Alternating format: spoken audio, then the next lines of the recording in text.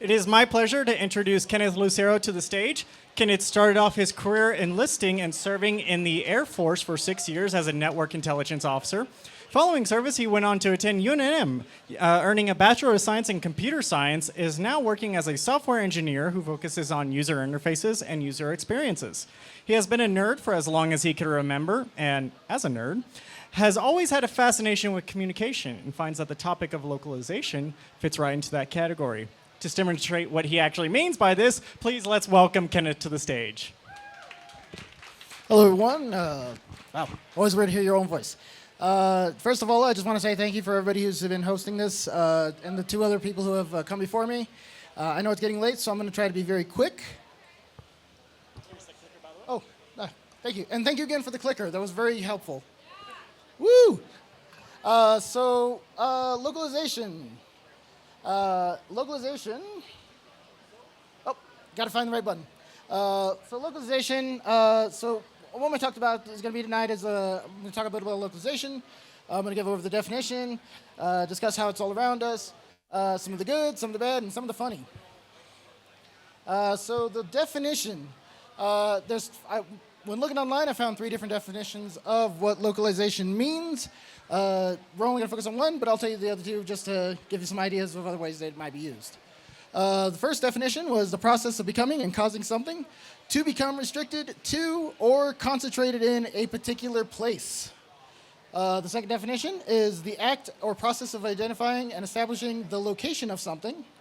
And the definition that we're going to be focusing on mostly tonight is the act or process of adopting a product to a particular geographical region. As I mentioned, localization is everywhere around us. It's in lots of different places. In the software that we use, as a software developer, I have to think about where is my software going to be used. If I already have a product and I want to take it to somewhere else, I may have different things I have to consider. What language do they speak? Do they use special kinds of characters in that language? Does the country of origin have particular laws? For example, in that one, in China, I know it is illegal to show corpses, to the best of my knowledge, if I remember right. So if for some reason I had a corpse in my software, an image of a corpse, I would have to change it to something a little more friendly. I have to take in cultural sensitivities. If I am going to take something to some other country that really doesn't find the color blue to be a very attractive color. In fact, they find that color to be, to mean death. I might want to consider how I might portray that particular software. In the food, I want to bring up food for this particular reason because we have imported a lot of different types of foods here in New Mexico, and as you know, anything that comes in Mexico gets green chili on it. It doesn't matter what it is. Candy, green chili. Burgers, green chili. Everything, green chili. Love it. But that's us localizing food to our culture. And the place that I really want to focus mostly on tonight is in media. The places where you often see localization within media is often with subs, in anime, dubs, in all kinds of films, visual changes that you might see that they change from one place to another. Complete story changes. We're going to cover one of those tonight, and that way we can provide good ideas. Let's talk about some of the good. What I mean by good here isn't that it was well done necessarily, but this is something we have cherished in our society. So the first one, many of you might know Jackie Chan, famous martial artist. He's been around for a long time. Some of you may not know some of his early work. It was dubbed from China, and so I want to talk about how this is a good piece of localization.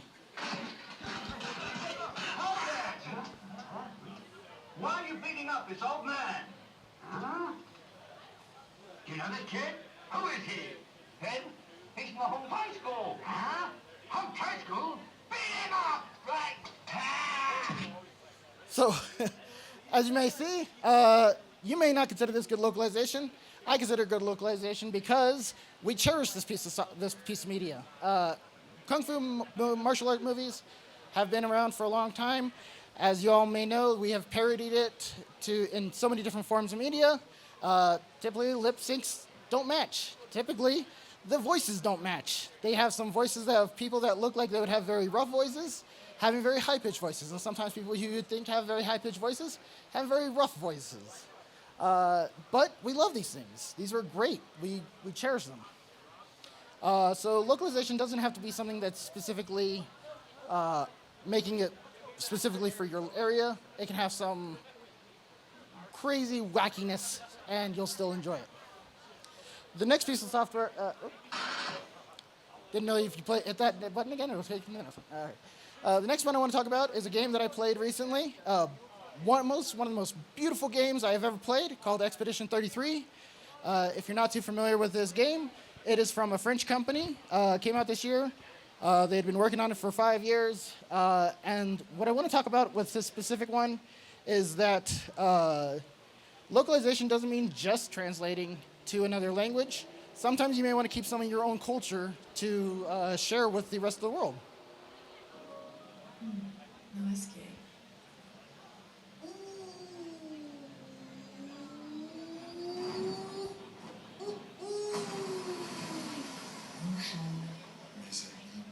Hey, who's your one enemy? CL? What? I don't know. He seems nice. Oh, it's you. Hello again.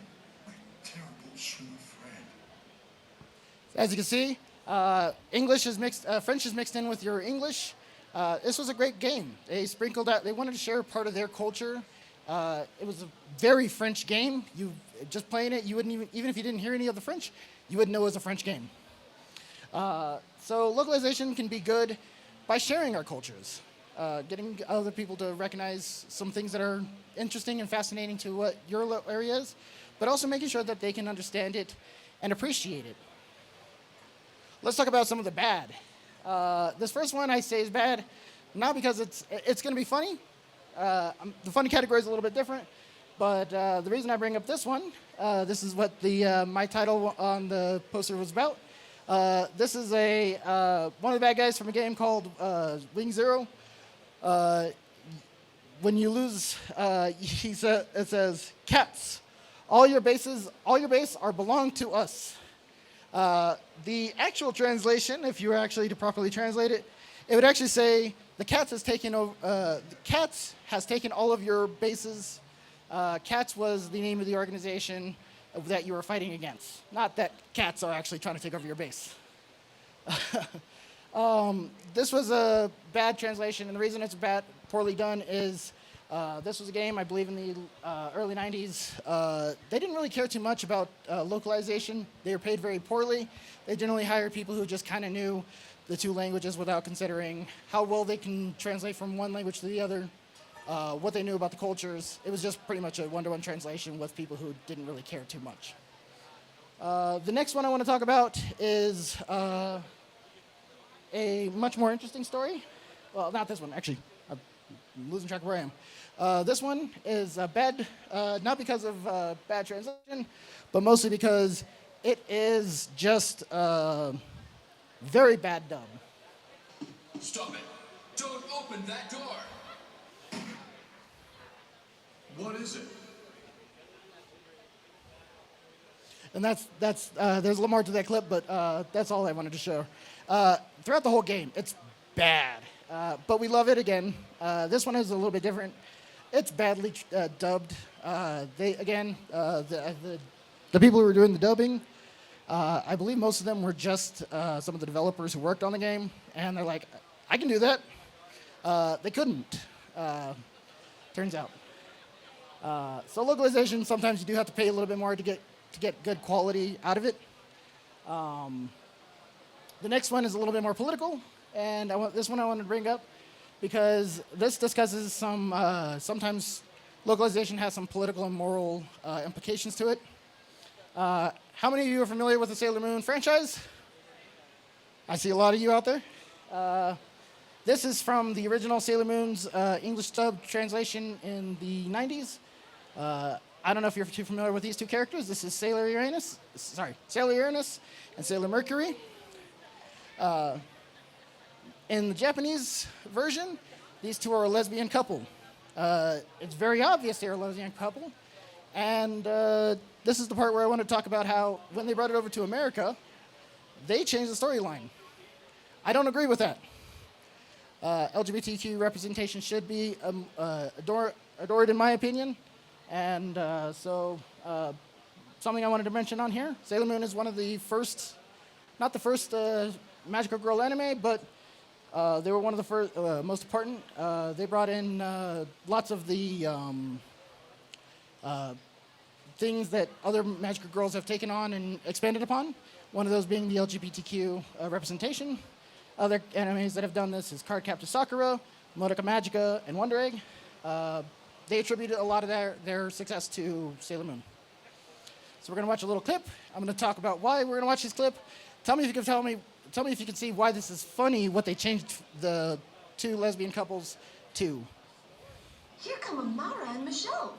Oh, great. Why do you think they've entered the contest? They're girls and cousins, too. Amara, Michelle. Fantastic! You're the best cousins in the world. How'd you guys meet then? We're cousins. We grew up together. Huh? We've been inseparable since we were born. We can almost read each other's minds. Like best friends? As you can tell, they changed them from a lesbian couple to cousins. I'm not sure if that's a good choice. That's a little weird to me, in my opinion. But I'm bringing this up mostly because I want to say localization doesn't always mean a good thing. Sometimes you can do it in a bad way. And this was one of the examples where I think they did a really bad job. Let's talk about some of the funny, though. Let's get on a little less serious topic. So in this category, I brought up two different medias that have been localized. Both of these are not necessarily funny if you don't find that kind of funny. The reason I put them in the funny category is they were localized to be funny. The first one I want to bring up is MXC. This stands for the Most Extreme Elimination Challenge, so it really should be MEEC. But this was a show from Japan. It was originally aired in the 1980s, and it was a obstacle course. It was already ridiculous in its first rate. When they brought it over to America, instead of actually doing a proper localization, they just had people say whatever they wanted, whatever they thought would be funny. You may find this kind of humor funny, so you may not. I'm not promoting it or unpromoting it, just that this type of localization was designed to be funny. They say some weird stuff. They say some crazy stuff. Some of it can be politically charged, so watch at your own. You know what I'm saying. Thank you. The next one I want to bring up is Ghost Stories. If you're part of the anime fandom, this is a very dark humor sort of comedy. It has some racist jokes. It's not meant to take itself too seriously, but they did the same thing. In Japan, this was a selection of stories of ghost stories. They were little shorts. They had a storyline throughout the entire thing, but when brought to America, they said, "We don't care what you do. We don't care how you translate it. Just make sure you keep the main story intact and the names of the characters." And they took that and they said, "Okay, bet." And so they made some really funny and dark humor jokes. So that's mostly of my talk. I wanted to keep it kind of short. So mostly I wanted to say localization has many forms. Sometimes you want to keep stories close intact. Sometimes you want to share your culture. Sometimes you want to change it to match whatever is going on in your area. Sometimes it's about emphasizing in a certain way. Sometimes you have to pay. Sometimes if you pay very little, you're going to get very little back. And mostly, I just want to say, localization is all about sharing ideas and how well you can communicate with other people. So, and that's all I have. Any questions?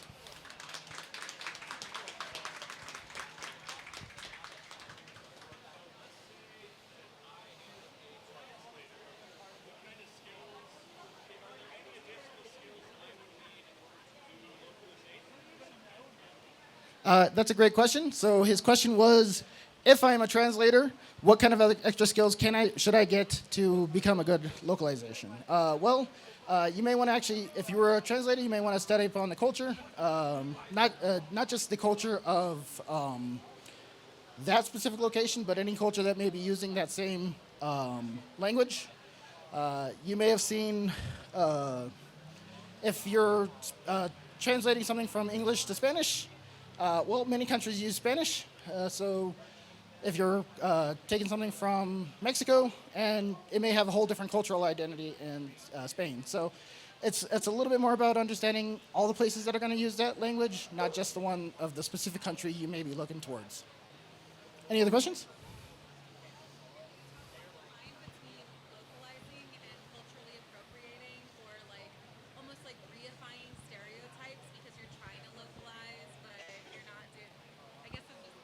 Yeah, so the question was, can I talk about the line between localization and cultural appropriation? That is a very tough question. I don't know if I can answer that to a good extent. Cultural appropriation can be something is a little bit more subjective. Some people may think certain ideas are culturally appropriating, while others in the same community may feel differently. That's going to be something that's going to be a little bit more individual. There's clearly a specific line where you've definitely crossed past that. And I think it's going to be from topic to topic, so it's a little hard to be specific on that one.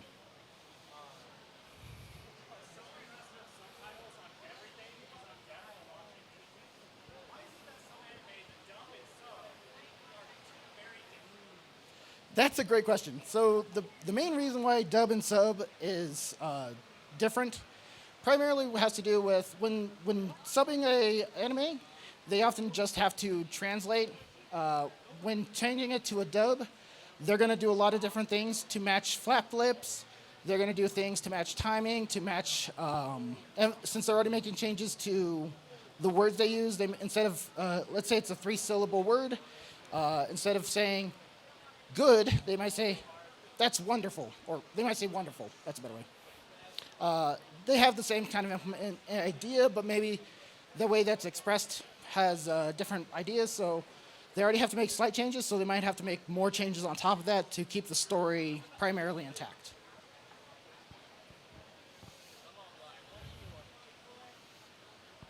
So I am a professional translator and talked a little bit about localization while I was studying. I am still not super clear what the difference between localization and translation is. For me as a translator, making sure that I am cognizant of the culture where I'm from to, and making sure that it makes sense when I'm translating culturally and linguistically is part of the job. So I'm just curious about like what the nuances are and the difference. I would say, so everybody can hear, the question was, what is the major differences between translation and localization? I would say the major difference is not much. Translating is a big part of localization, but the difference between, that's one part of the localization. Localization can cover a lot more broad subjects. An example of this would be if you ever watched the original Pokemon series in English, there was a famous scene where Brock brings out donuts instead of onigiri rolls. That was a localization. They brought it to America. They didn't feel that American kids would know what onigiri is. So that would also be covered under localization. So translation is a big part of it, though.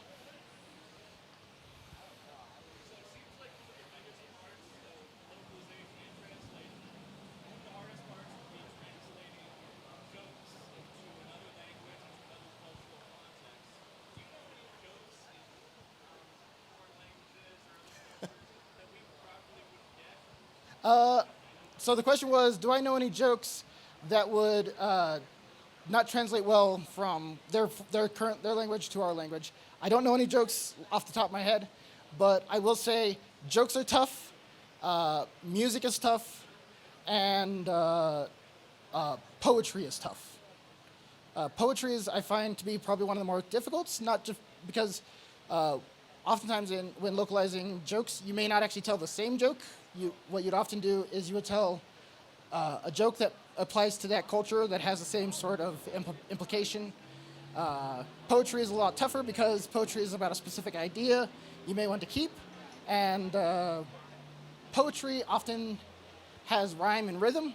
That doesn't really always work out between one language and another. That was a great question, by the way. Any more questions? All right. Thank you so much.